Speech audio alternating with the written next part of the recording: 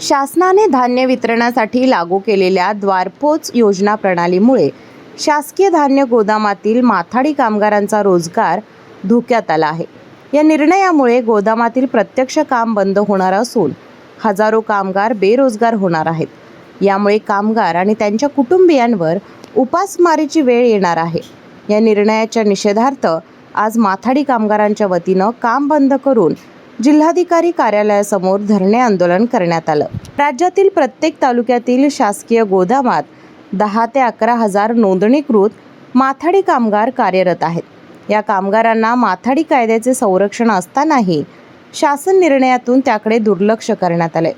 वाहतुकीचं काम माथाडी कामगारांना न देता ठेकेदारांच्या कंत्राटी कामगारांना देण्याची परवानगी देण्यात आली आणि या निर्णयाविरोधात कामगार संघटनांनी मंत्रिमंडळाकडे निवेदनं दिलेत। मात्र संबंधित मंत्र्यांकडून बैठका पुढे ढकलल्या जात असल्याचा आरोप करण्यात आलाय। त्यामुळे माथाडी कामगार संघटना आणि कृती समितीने राज्यव्यापी आंदोलनाची घोषणा केली। याच पार्श्वभूमीवर आज आणि उद्या जिल्हाधिकारी कार्यालयासमोर धरणे आंदोलन करण्यात येत आहे। काय आपल्या प्रमुख मागण्या आहेत? आज आपण जिल्हाधिकारी कार्यालयाच्या बाहेर मोठ्या प्रमाणात गर्दी केला आहात, काय मागण्या आहेत?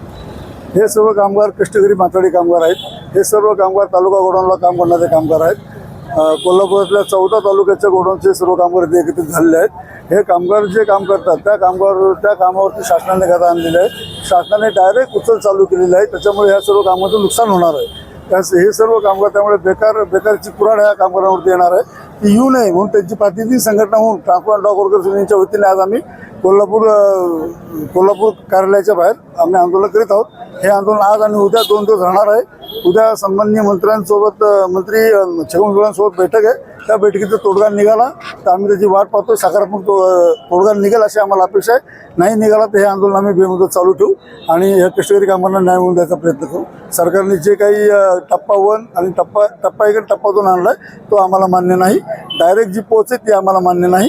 त्या कामामुळे आमच्या कामगारांच्या कामावरती मोठी गदा येणार आहे। आमचा कामगार बेकार होणार आहे आणि ते आम्हाला मान्य नाही। त्या विरोधात आम्ही संघर्ष करतो। यावेळी जिल्हाध्यक्ष किशोर कोतवाल, सचिव निवृत्ती धुमाळ, मधुकर भांडवे, व्यंकटेश स्वामी, अप्पासो पाटील आदी उपस्थित होते।